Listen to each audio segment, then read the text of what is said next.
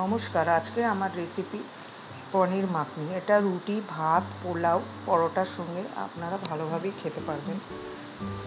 এর জন্য নিয়ে নিতে হবে একটা কড়াইয়ের মধ্যে 1 চামচ জিরে, 2 চামচ ধনিয়া, 3টে শুকনো লঙ্কা, 8 থেকে 10টা গোলমরিচ, 2টো এলাচ, ছোটো এলাচ এবং 4-5টা লবঙ্গ। মশলা থেকে ভালো সুগন্ধ বেরোলে একটা জায়গায় ঠান্ডা হওয়ার জন্য রেখে দিতে হবে।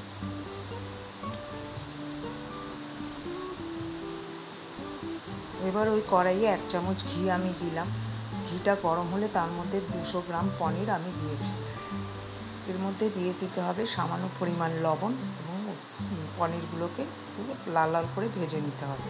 এবার ঠান্ডা মশলাগুলো একটা গ্রাইন্ডার জারে নিয়ে আমি ভালো করে গুঁড়ো করে নিলাম।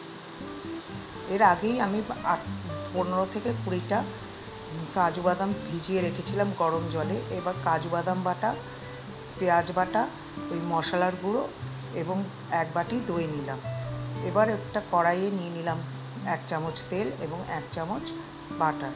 ওর মধ্যে দিয়ে দিলাম আমি চওড়া চওড়া করে কেটে রাখা পেঁয়াজগুলো। পেঁয়াজের মধ্যে সামান্য নুন দিলাম এবং সামান্য এপিট ওপিট করে তার মধ্যে দিয়ে দিলাম ক্যাপসিকাম। এগুলো একটু ভাজা ভাজা বা নরম নরম হলে ওর মধ্যে দিয়ে দিতে হবে টমেটো, পাতলা করে কাটা টমেটো কাটার সময় আমি টমেটো থেকে বীজগুলো বের করে নিয়েছি।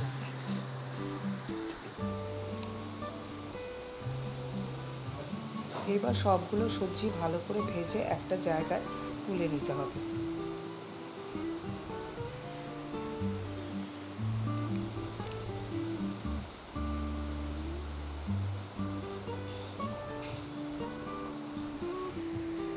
এবার এই কড়াইয়ের মধ্যে দিয়ে দিতে হবে 2 চামচ তেল এবং 1 চামচ বাটার।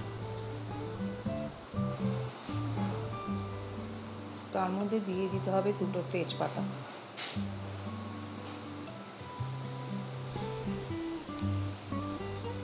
3-4টে লবঙ্গ, একটা বড় এলাচ, 2 টুকরো ছোট ছোট দারচিনি এবং থেতো করে রাখা 2টো এলাইচি। এগুলো একটু নাড়াচাড়া করে যখন এর সুগন্ধ বের হবে তার মধ্যে দিয়ে দিতে হবে 2 চামচ আদা ও রসুন বাটা।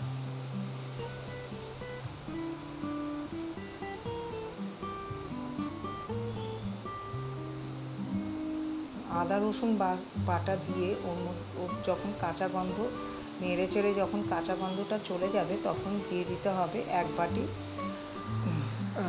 পেস্ট করে রাখা পেঁয়াজের পেস্ট। এগুলো খুব ভালো করে নেড়ে চেড়ে নিতে হবে। পেঁয়াজের বাটার যখন পেস্টের যখন তেল বেরোতে শুরু করবে এবং কালারটাও চেঞ্জ হয়ে যাবে তখন বেটে রাখা কাজু বাদামটা আমি দিয়ে দিলাম। ভালো করে নাড়াচাড়া করে নিতে হবে। তার মধ্যে দিয়ে দিতে হবে 4 থেকে 5 চামচ ভেজে রাখা মশলার গুঁড়ো।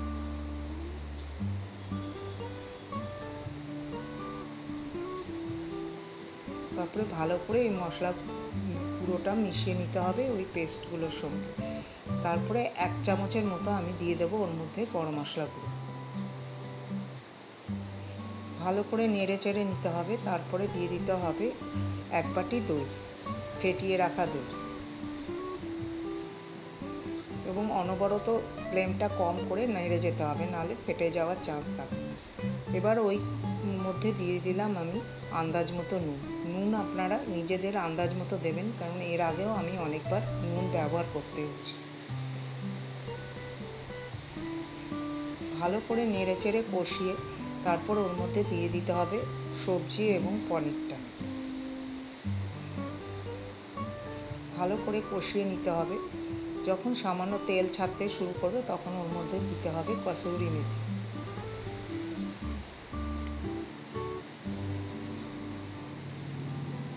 এবার আমি এর মধ্যে দিয়ে দিলাম আধা বাটি দুধ।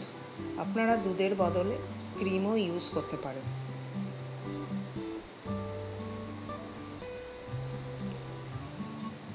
নামানোর আগে 1 চামচ ঘি এবং ওই গুঁড়ো করে রাখা ভাজা মশলা দিয়ে দিলাম। তারপরে সবজিটা ভালোভাবে ফুটলে একটা বাটির মধ্যে নিয়ে নিলাম।